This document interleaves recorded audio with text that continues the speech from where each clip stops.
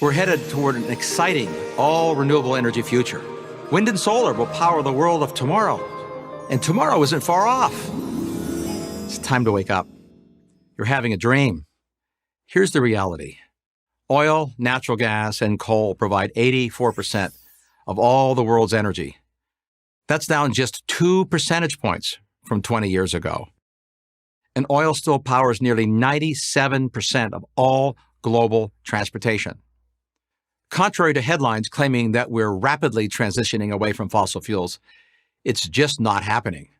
2 decades and $5 trillion of governments investing in green energy, and we've barely moved the needle. This was supposed to be easy. Why is it so hard? In a word, rocks.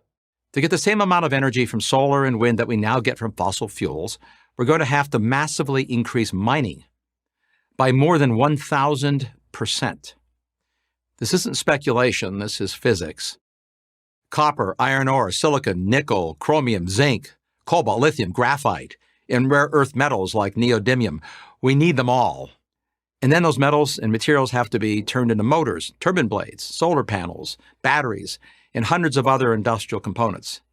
That also takes lots of energy, which requires even more mining. As a World Bank study put it, these green technologies are in fact significantly more material intensive than our current energy mix. That may be the understatement of the century. Raw materials account for 50 to 70% of the costs to manufacture both solar panels and batteries.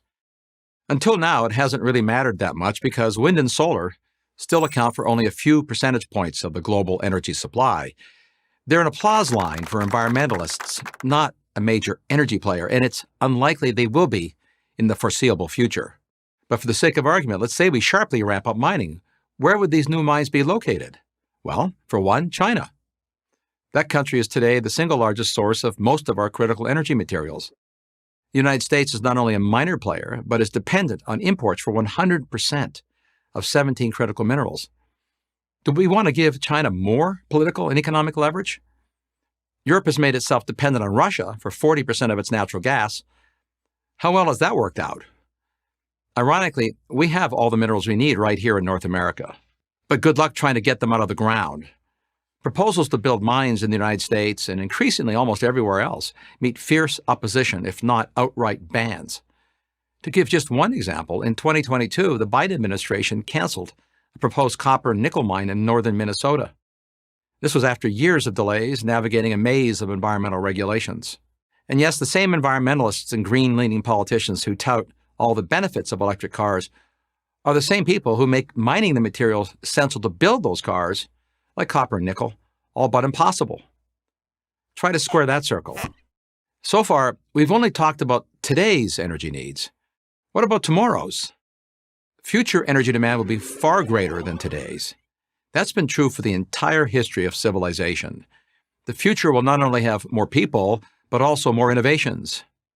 And entrepreneurs have always been better at inventing new ways to use energy than to produce it. It's obvious but worth stating, before the invention of automobiles, airplanes, pharmaceuticals, or computers, there was no energy needed to power them. And as more people become more prosperous, they will want the things others already have, from better medical care to vacations to cars. In America, there are about 80 cars for every 100 citizens. In most of the world, it's about 5 per 100 citizens. Over 80% of air travel is for personal purposes, so that's 2 billion barrels of oil a year. Hospitals use 250% more energy per square foot than an average commercial building. And the global information infrastructure, the cloud, already uses twice as much electricity as the entire country of Japan, the world's third largest economy. The massive data centers at the heart of the cloud alone consume almost 10 times more electricity than the world's 10 million electric cars. E-commerce has taken off and is propelling record growth in warehouses, increasingly filled with energy-hungry robots. America's truck freight index more than doubled in the past decade to deliver the goods to and from those warehouses. These are today's known trends. While we can't predict the future, we can predict there'll be more innovation in robotics, drones, quantum computing, biotechnology, and new industries not yet imagined. All of it will require more energy, a lot more. Fossil fuels, nuclear energy, and yes, renewables will be required. But if you think we could get it all from wind and solar, dream on. I'm Mark Mills, Senior Fellow at the Manhattan Institute for Prager University. Thank you for watching this video. To keep PragerU videos free, please consider making a tax-deductible donation.